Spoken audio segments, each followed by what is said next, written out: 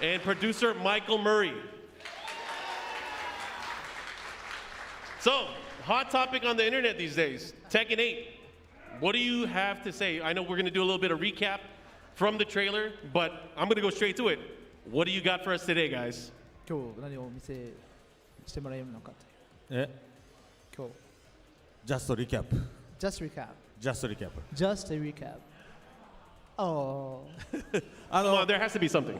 本当ちょっとなぜかね発売日を言うんじゃないかみたいな勝手に噂ができてたんですけど、そういうことは言わないので、そういうのを期待している人は今ちょっと Twitch から抜けてもらって、もう少し今日はちょっと細かい話をいろいろしたいと思いますんで、Twitch の皆さんさようなら、ありがとうございました。 So I think there were some rumors on the internet that we were going to tell a date first at the TGAs, right? And now here, no. So anyone on Twitch that expecting a date, feel free to leave now. And sayonara is what he was saying. So. ところで今日来てるDJ の人すごいよ DJ の人良かったですね。なんかかっこよかったですね。 Man, the DJ was fire tonight, right? Yeah. キングオブファイターズに出てきそうな感じですよね。 She looked like she would be in King of Fighters, maybe as a real fighter, right? 非常にインスピレーションを受けました。 Harada was inspired. Let's say that. はい。というわけで今ここに出てるキーアートですけど、これが今後鉄拳8のキーアートとして皆さんがよく目にすることになるものになるので、覚えててください。 So if you haven't seen this, which I doubt, this is the key art new for Tekken 8, right? And I'm sure you'll be seeing it moving forward many, many times. よく見るとこの和也の背中から黒いオーラみたいなものが出てたりして、これがデビルの羽っぽくなってたり、鎖ね、2人の間に鎖があったりして、この運命の呪縛みたいなものを、示しているキーアートになります。 So some of the design elements to notice are the kind of black smoke-like elements coming out of Kazuya's back that kind of show off the devil wings, right? And then also you see fragments of a chain around Jin and Kazuya, and this kind of shows the chain that binds them to their individual fates, right? So these are some of the elements that went into the design. そういえばストリートファイター6もなんかキーアート出てましたね。 So Street Fighter, they showed off their key art too, right? I think. みんな見ました？あれ Did you see あれ it? 大好きって人はみんな手を挙げてください。 I love that art. Please raise your hand if you thought that. Okay. でも Street Fighter 6 key art that they announced. Yeah. キーアートあれなんか急に減ったぞ what? ね。 The hands went down. まあで I don't know what も happened. そうか、じゃああんまりみんな気に入ってないのかな。 So not a fan favorite, huh? わかりました。じゃあカプコンさんに言っときます。はい。 Okay. He'll tell Capcom. Thank you. はい。まあこのタグラインのフィストミーツフェイトっていうのも、まあ自分のね拳で運命を切り開くとか、向き合うとかそういう意味がありますので、このタグラインもぜひ皆さん、いろんなところで使ってもらえたらと思います。 So the tagline "Fist meets fate" I think is new for this announcement, right? You'll be seeing it a lot moving in the future, but you know, you guys are all fans of the series, so you can probably recognize it's the Jin and Kazuya and all these people with lots of power and martial arts techniques are kind of trying to defy their destiny and to try to make their own way. はい、じゃあ次のネクストスライドプリーズ。はい、今回ね当然、ジンとカズヤが、戦うということになります。今回の鉄拳8の、物語のスタートは鉄拳7からだいたい半年経ったところだというふうに覚えておいてください。So this time we'll be having Jin facing off against his father Kazuya for the two main characters in the storyline, right, for Tekken 8. But please remember, this storyline picks up 6 months after the end of Tekken 7. Okay. はい、じゃあネクストスライドプリーズ。はい、まあジュンがはい、はい、ありがとうございます。 Thank you very much. まあツイッターでもちょっと話しましたけど、ストーリーにも戻ってきます、キャノンストーリーに戻ってきますし、ちゃんとプレイヤブルです。はい、So the return of Jun Kazama, right? So not only is she going to be part of the canon story this time around, she's also a playable character. 非常に北米アメリカを中心に、人気のある、キャラクターなんですけど、一つここでこれ結構メディアのインタビューでもだいぶ聞かれたんですけど、皆さんに誤解を解いておきたいのは、鉄拳3の後、鉄拳3じゃねえな、2の後か、に、ジュンがなぜか死んだっていうふうに解釈している人が多いんですけど、我々公式にはずっと消息不明、行方不明とか消息不明ってキーワードしか言ってなかったので、言ってましたね。はい、なので別に死んだと確定していたわけではないということを、だいたい26年ぶりぐらいか26年ぶりぐらいにちゃんと誤解を解いておこうと思います。はい。So just regarding June, you know, a lot of journalists during interviews and such asked this, but June wasn't dead. Some people kind of assume that after the end of Tekken 2. That's not the case. Harada's always been very consistent that she was just missing, was the official statement. So please, yeah, keep in mind, she's not dead.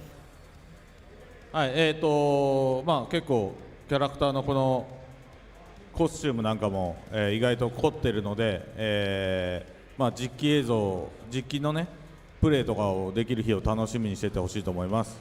あれ、島崎さんでしたっけね。So yeah, the costume you can see is different. It's been renewed this time for Tekken 8. You know, this is the first time in what 26 years or so. So it's you know, quite a big deal that she's returning. And we hope that you'll get to see more of the costume, the fine details moving forward. ちなみに、みんなから見ると右下かな、右下のスクリーンショットの、ジュンがこうやってジンに胸に手を当ててるじゃないですか。これなんとなくストーリーモードの中のなんか1シーンに見えると思うんですけど、カットシーン全部含めて実はジュンのレイジアーツなので、この後ジンはものすごいダメージを食らうっていうのが実際です。はい、ゲーム中では。はい。So you have several screenshots on the screen right here, right? The bottom right, it looks like June is reaching out to her son Jin and like healing him or something, right? But that's actually one cut from her rage arts. So he's actually being like destroyed when he's getting touched by that. So. なのでこれ皆さんプレイヤブルになったらこのトレーラーでやってたことは皆さんプレイヤーとしてできますので、はい。So when you actually get your hands on the build at some point, you'll actually be able to try out her rage art and see damage and such. はい、じゃあネクストスライド。はい、これもご存知の通りですけど、実はプレイヤブルとしてはちゃんと過去3作使えるようにはしてたんですけど、先ほど言ったようにいわゆるキャノンストーリーに戻ってくるのが、現時点だと26年ぶりぐらいかな、四半世紀以上経って、戻ってくるということになります。So as you can see here, this is the third time that she'll be playable, or she's been playable 3 times in the series so far, and actually, but the canon story-wise, she hasn't appeared since Tekken 2, so that's like 26 years, right? Maybe longer than some of you guys have been alive, huh? はい、じゃあネクストスライド。はい、今回初公開になりますけど、この風間純のコンセプトアートです。これは、ベヨネッタなどでも有名な、島崎まりさんというデザイナーの方にデザインしてもらった、ものとなります。So this is something that you probably haven't seen yet, right? We're showing it for the first time here. It's some of the rough illustrations that our artist came up with for the character. But the design itself was actually done by Mari Shimazaki, which you maybe know from Bayonetta and her work on that series. ベヨネッタ以外だと鉄拳だと前作でいうと、女子だっけ？女子だっけ？違う違う、女子もやってもらったけど、あれだね、平八の嫁さん、和美さんです。和美さんも、島崎まりさんでしたね。And also you've seen her do some work on the character design in the past. For example, Kazumi, you know, Heihachi's wife in Tekken 7 was done by her as well. Okay, next slide, please. はい。これもかなり貴重な、めったにこういうのあんま公開しないんですけど、ね、風間淳のイラストを描きたい人とかコスプレしたい人がたくさんいると聞いたので、公開します。これも全部島崎さんのコンセプトスケッチですね。これをもとに我々モデルを作り起こしてます。So we hardly ever show stuff like this in public. So this is something we wanted as something special to show you guys today. This is actually some of the fine details that we were doing when we went back and forth with Shimazaki-san about the character design. So I think we know that June is extremely popular with the fan base, and there's probably a lot of people who want to do, draw illustrations or maybe do some cosplay of her. So we thought this might interest you guys. はい、コスプレしたい方はスクリーンショット撮りましたか？はい、次行きますよ。Did you take out your screenshots and get it down? OK、next slide please。はい、ここに出てるキャラクターははい、ジャックを除いて全員プレイヤブルです。はい。So all of these characters you saw in the trailer, but except for Jack 8, they're all playable. He's joking, obviously. Sorry. 嘘です。はい、ジャックもプレイヤブルです。はい、Of course, Jack is going to be playable as well. これモデルを全部実は、ゼロから作り起こしてます。コスチュームデザインも、何のキャラかわからないようにならないぐらいリニューアルして、でモデリングも骨構造も全部ゼロから作り直してるので、もう、正直めちゃめちゃ、開発費がかかってます。So you probably already noticed that the characters look quite different. We actually redid. I mean, like we made the models from scratch this time for Tekken 8. So just starting from zero base for all of these, and the design we changed quite a bit. But one of the important elements we had to keep in mind was to figure out what made that character iconic and to keep something about them to allow all the fans to recognize who it was, because the designs are quite different. はい、開発 Sorry, I forgot this one Okay. point. Also, not just the appearance, but the rigging and the models and everything are quite different. So you should see that affect the game throughout. はい、開発の都合上も含めて、たまたまこの、ね、キャラクターが先に出てきましたけど、皆さんが、待ってるキャラクターも、徐々に公開できたらなと思ってます。So the reason we're showing these characters now is just, the development process. These are some of the ones that were implemented earlier on in the phase. So we're able to show you in more detail, etc. That said, moving forward, we'll have more opportunities to show more characters and hopefully some of the characters you guys are waiting for. ちなみに初期キャラクターはゼロから作り起こしている割には割と多いと思いますね。他のあえて競合他社製品と言いますけど、競合他社タイトルに比べると初期キャラは結構頑張りましたので、今後の情報に期待しててください。And Harada and myself feel all the pressure from you guys about your fan favorites being in the game. So it's really tough because we made everything from scratch, right? So to have such a large character roster that we've had in the past and that you guys expect was something we really tried hard and poured a ton of development fees into it, right? And although we can't tell you a number, we can say it is pretty respectable compared to some of our competitors that may have been showing their stuff off recently. We won't name names. はい、開発スタッフはすごく頑張ってくれているので、皆さんがたくさんポジティブに応援してくれれば1キャラ2キャラぐらいさらに増えるかなと思います。はい。So our dev team is hard at work on trying to make all this work in the timeline that we need. But if you guys show them some love on social media and positive reactions, maybe they'll be motivated to sneak in one or two more. So yeah. はい、next slide please。はい、今回のバトル、ゲームシステムの、キーコンセプトを我々はアグレッシブというふうに定義しています。Regarding the battle system, obviously one of the key concepts here is going to be aggressive. That's kind of the word that we're using to describe it. なんだろう、ストラテジー的にもそうだし、ステージの、破壊表現だったり、あとキャラクターのエフェクトですよね、打撃のエフェクトだったり、そういう表現も含めて、今回ちょっと攻めていきたいなというふうに思ってます。So what's important is this is obviously to describe the strategy of the gameplay itself, but also the environmental destruction and the way that's portrayed, as well as the character effects and all of those things that show up in the battle. All of this was designed around this key concept. はい、トレーラーもうちょっとね尺を取ってしっかり、こういうところ見せたかったんですけど、まあなかなかねああいう大きいショーだと、ちょっとね秒数とかもすごく厳密に決められちゃってるんであんまり見せれなかったので少しだけ、本当はちょっとシーンもうちょっとこれぐらい長かったんだよっていうのを、まあ、細かいとこですけど見せたいなと思ってます。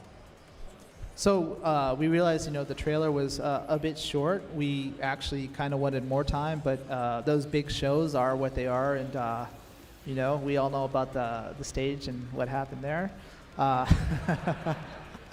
But today we did want to show you a little bit more about, this is actually what we wanted to show. So we have some longer stuff for you. はい、ネクストスライドプリーズ。これですね。はい、これバトルステージなんですけど、どれぐらい壊れてるかっていうのをいろんなカメラで3点ぐらいちょっとカメラ変えて見せてます。So this is actual in-game footage in the battle system, and we have 3 different versions from different camera angles just to give you a better picture of it. はい、ね今すごい盛り上がりましたけど、これぐらい盛り上がるような破壊をしたりとか、ステージの見た目の変化だけじゃなくて前作同様、ステージが広がったりとか爆発したり、ね、高さが下に落ちたりとかそういう要素はちゃんと入ってます。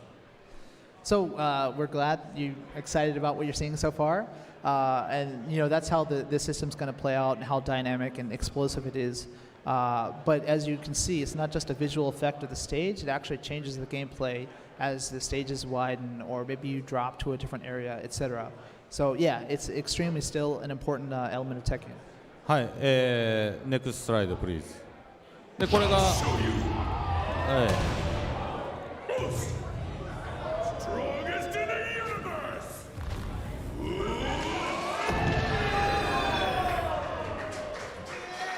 はい、レイジアーツですね。はい。Paul's Rage Art.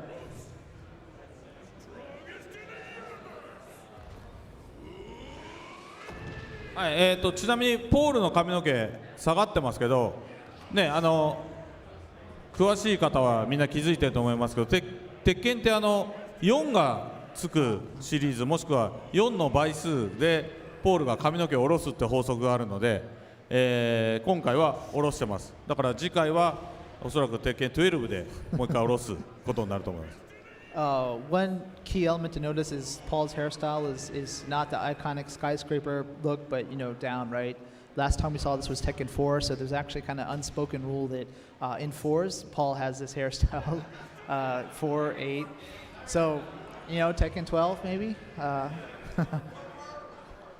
ちなみに、これも今日初めて言いますけど、ポール元の髪の毛のがいいっていう人はカスタマイズでちゃんと戻せるので、心配しないでください。And we haven't mentioned this until today, but if you are one of the group that likes Paul's original skyscraper hairstyle, that'll be available for customization, so we got you. はい。ありがとうございます。はい。で、次はですね、ヒートシステムについてちょっと触れたいと思います。ヒートも、まあもう少しだけ見えやすい形で、このシーンがちゃんとパワーポイントにあるので、ちょっと見てもらいましょうかね。So next up, we want to show you a little bit about the heat, the battle mechanic, the new one. So we have some video of that to show you. Okay, next slide, please.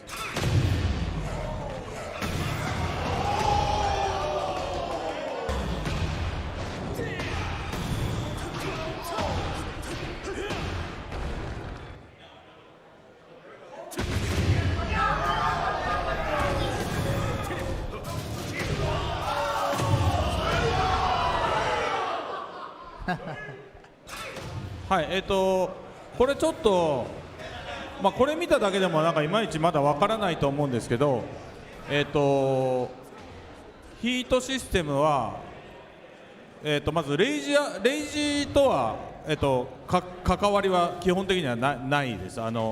レイジとはまた別のシステムになります。So maybe this wasn't apparent from the video, but this doesn't really tie to rage mechanics, you know? So this is separate. で、技から今ヒートっていう状態に入っているように皆さん見えてると思うんですけど、もちろん技から入るヒートもあるんですけど、それ以外の方法でも、ヒートに入るっていうことができるってことだけお伝えしておきます。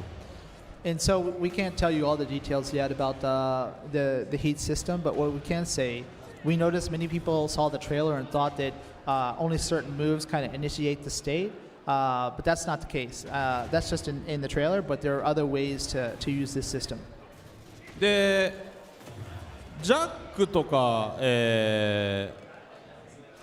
はね、これ見たら分かると思うんですけど、なんか単発で終わってるように見えるんですけど、まあラースもそうですね。ただジンとかを見てもらうと、こうなぜか1回ヒート発動してさらにキャンセルかかってると思うんですけど、まあこの辺りも、実は発動のさせ方とかで、少し変わってくる。まあ逆に言うとどのキャラでもジンみたいなことはできるということですね。And there's also some differences as well. You saw with Jack, and he just has kind of like an extra attack added on. But other characters like Jin, for example, actually cancel out of some of their moves and continue. So there's various elements of this mechanic.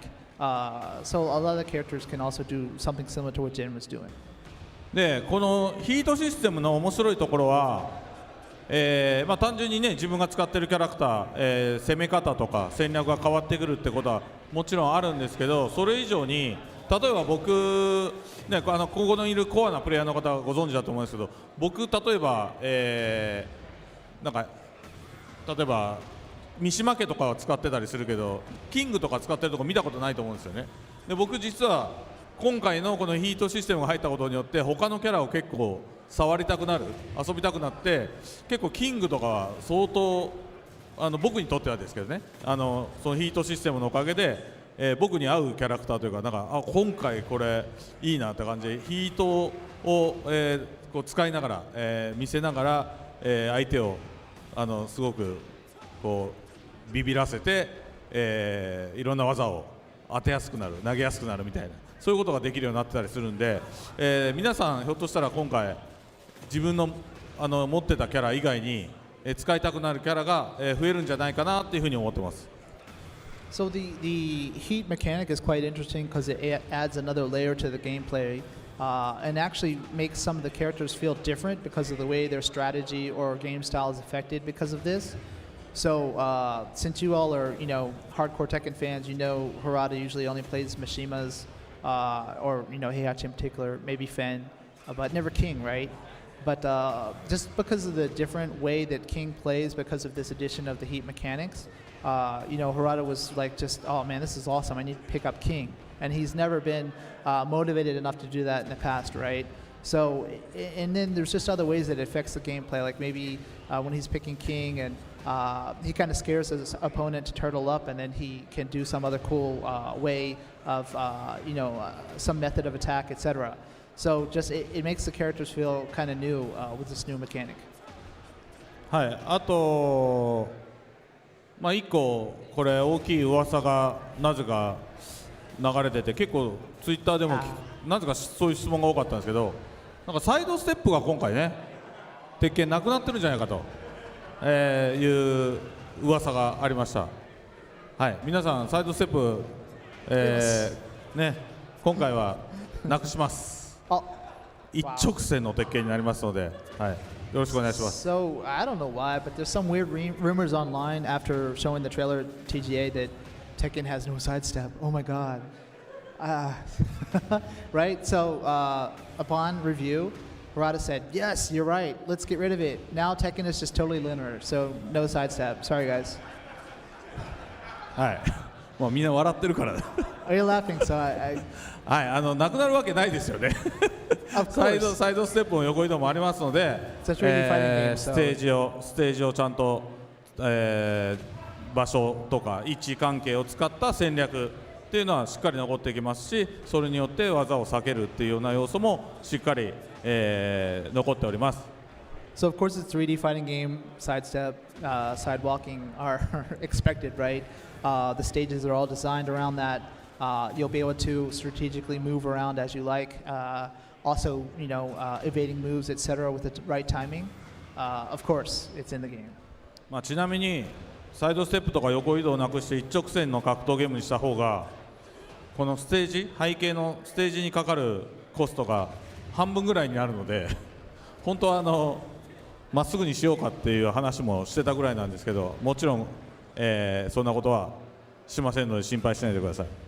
Man, you don't even know. I mean, the cost in creating the stages in 3D so that at any time any player can move freely around, the cost is just so intensive to make sure that the game looks great at any angle for the stages. So if we could do away with the stages and get away with it, that would have our development costs. But yeah, I don't think that's going to fly. So.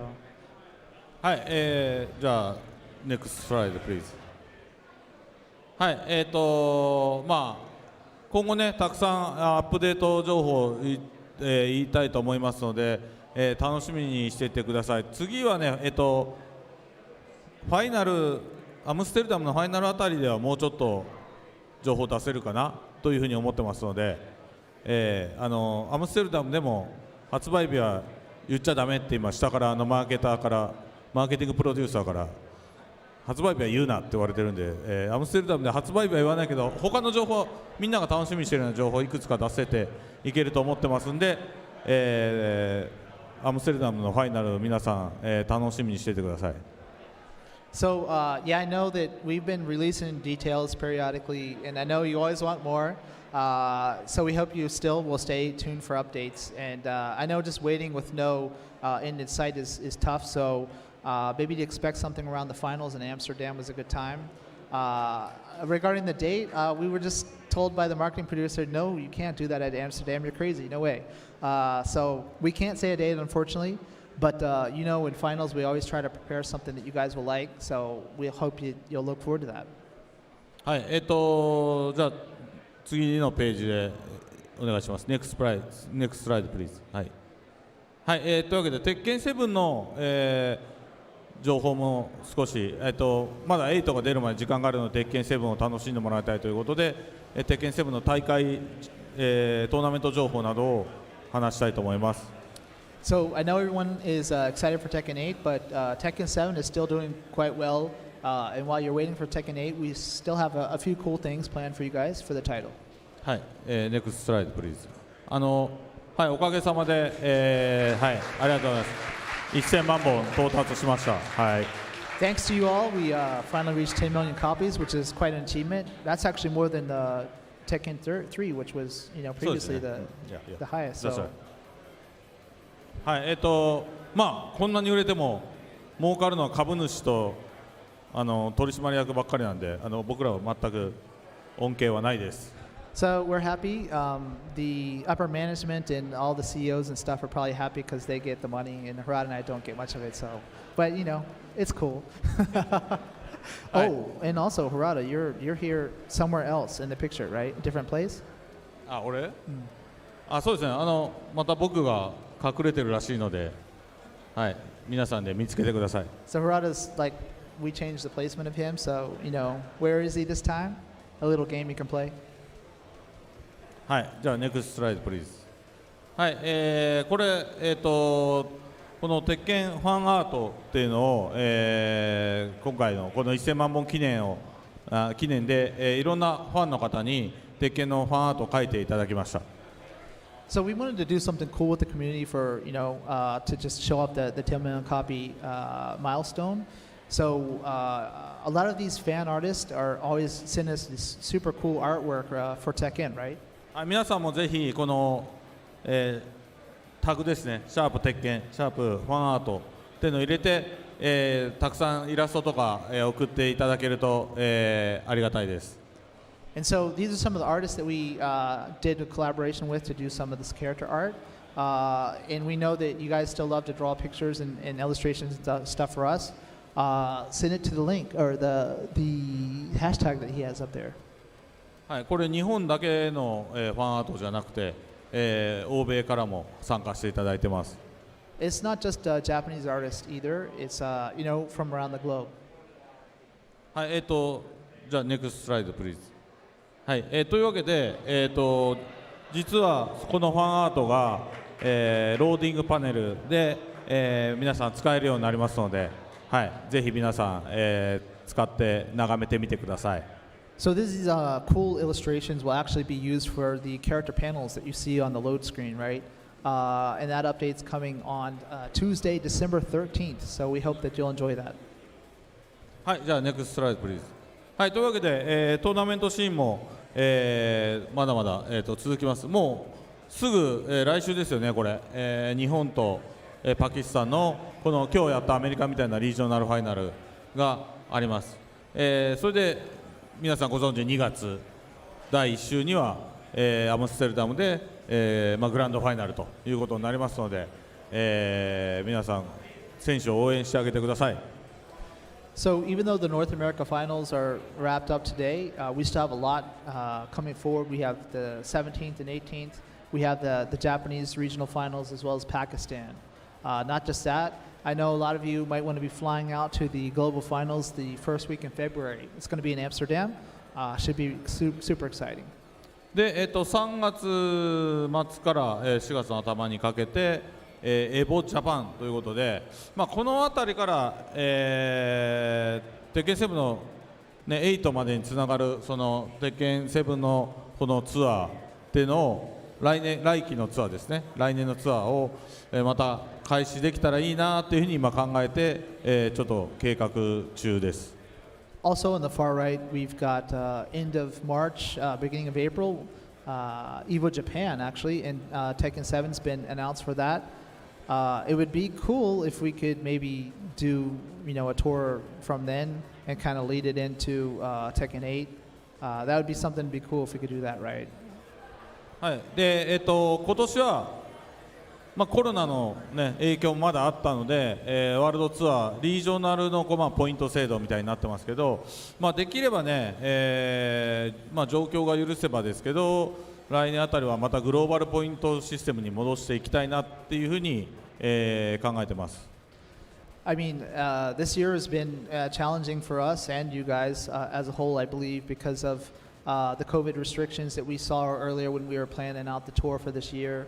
So we kind of ended up on this hybrid between the offline and online, right? So now that we've seen this return to offline events, we're hoping that if we could do another tour, that it would be offline with a global leaderboard like we've had before that you guys love. So hopefully we have something cool like that. We'll see. はい、OK、ネクストスライドプリーズ。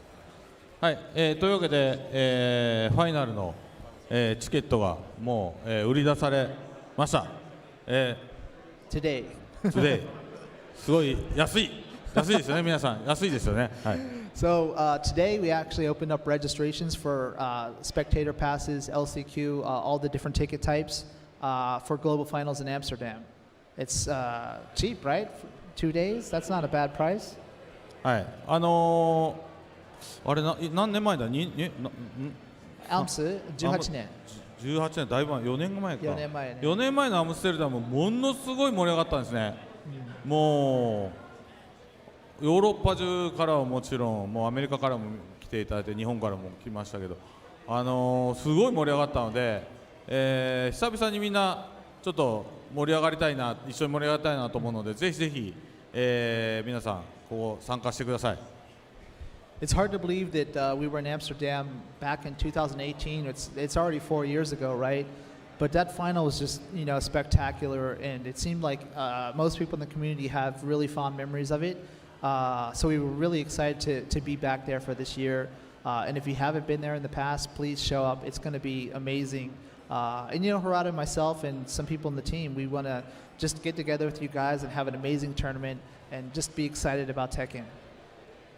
はい、僕とマイケルも、行けるようにします。もし体調崩していけなくても鉄拳8の情報はちゃんとそっちに届くようにしますので、はい、期待していてください。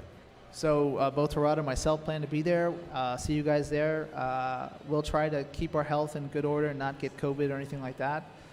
If something happens to either of us, we'll get that Tekken 8 info there for you guys. OK, next slide please. はい、というわけで、これラストチャンスの、予選ですよね、が、現地で行われますと、今回はですね、そこでトップを取らなきゃいけないだけじゃなくて3人トップ3ですね3人、こう入れますので結構チャンスは大きいです。なのでぜひ、これも各リージョンの、リージョナルファイナルで3位に入ってた人はこのトーナメントにもう入る 3位以上です。そうか、そう日本とアメリカヨーロッパで3位以上入っている人はこのクオリファイに参加できる権利を得ているということなので、まだまだ、当落線上にいる人は諦めないで、最後頑張ってもらいたいですし最後皆さん、頑張る姿を応援してあげてほしいなと思います。Also, don't forget we have the last chance qualifiers LCQ at Amsterdam the first day. So please, show up. And not just the top spot, but we really want to emphasize that the top 3 people get into the actual final tournament. So there's certainly still a chance left. And I believe 3rd place from North America, Japan, also West Europe, they'll get to fly out to participate in these last chance qualifiers. So definitely there's still a chance there. We hope that we'll see you all there. はい、みんなそろそろ僕もうこのトーク終わりますけど、じゃあ鉄拳8の質問ないですか？ありませんね。もうないですね。ないみたいですね。All right, so I think that's almost the end of our talk panel, and you don't have any questions about Tekken 8, do you? Sorry. So you don't? ないですね。 Cool. All right. 素晴らしい。皆さんありがとうございます。 Awesome. Thank you. というわけで、じゃあ最後、の鉄拳ファイナルの、ファイナルとかねトーナメントの映像を見ていただいて、トークは終了したいと思います。ありがとうございました。Thank you for listening to our panel, and we have just a short clip of tournament footage stuff to show you. So let's check it out.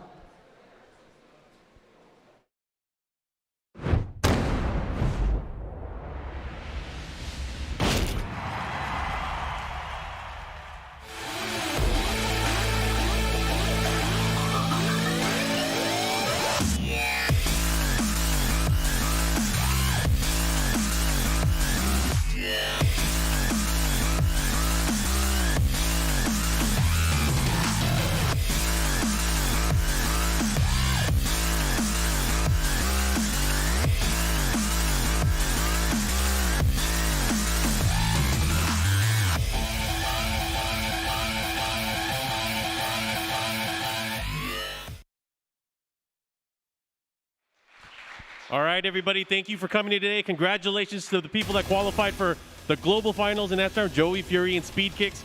We'll see you guys there. Don't forget, next weekend we have the TWC regional finals for Japan and Pakistan. But until then, we'll see you guys next time. Peace out.